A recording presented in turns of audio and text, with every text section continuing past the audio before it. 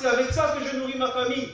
Je ne te donnerai pas, Wallah, je ne te donnerai pas. Il a dit, je l'ai frappé, cette personne-là, et j'ai pris le poisson par force, et je suis parti.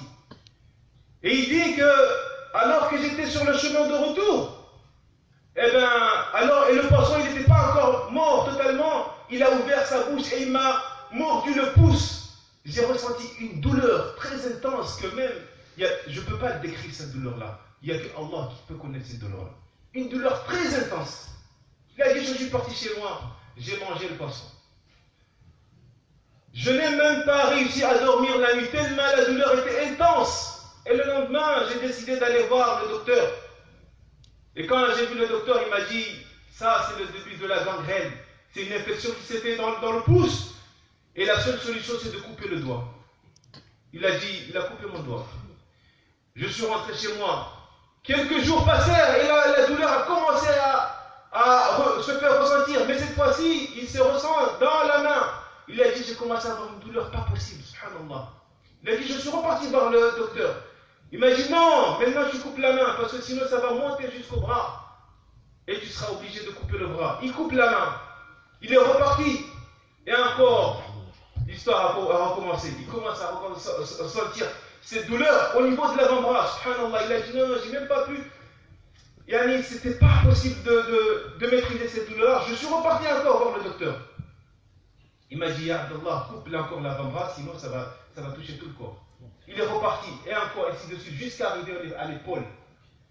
Et il y avait un parmi eux qui a dit, mais c'est pas possible, c'est quoi ton histoire? Ce n'est pas possible, qu'est-ce que tu as fait dans ta vie?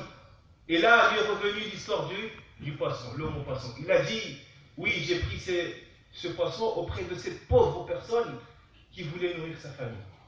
Il lui a dit, subhanallah, si tu avais réparé ton injustice dès le départ, aucun de ton doigt ou un membre de ton corps n'aurait été amputé.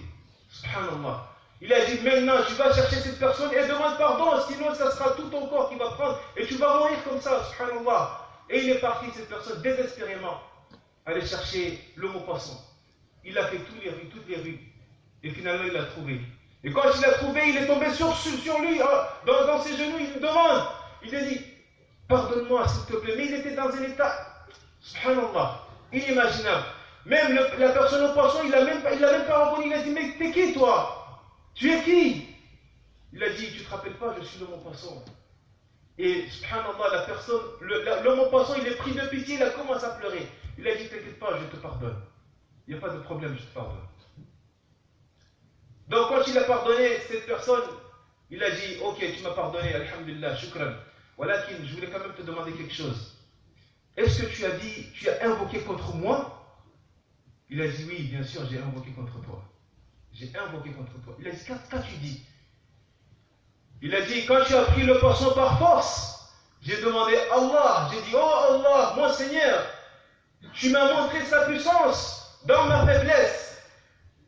C'est toi le puissant, c'est toi le plus fort. Montre-moi ta puissance dans sa faiblesse.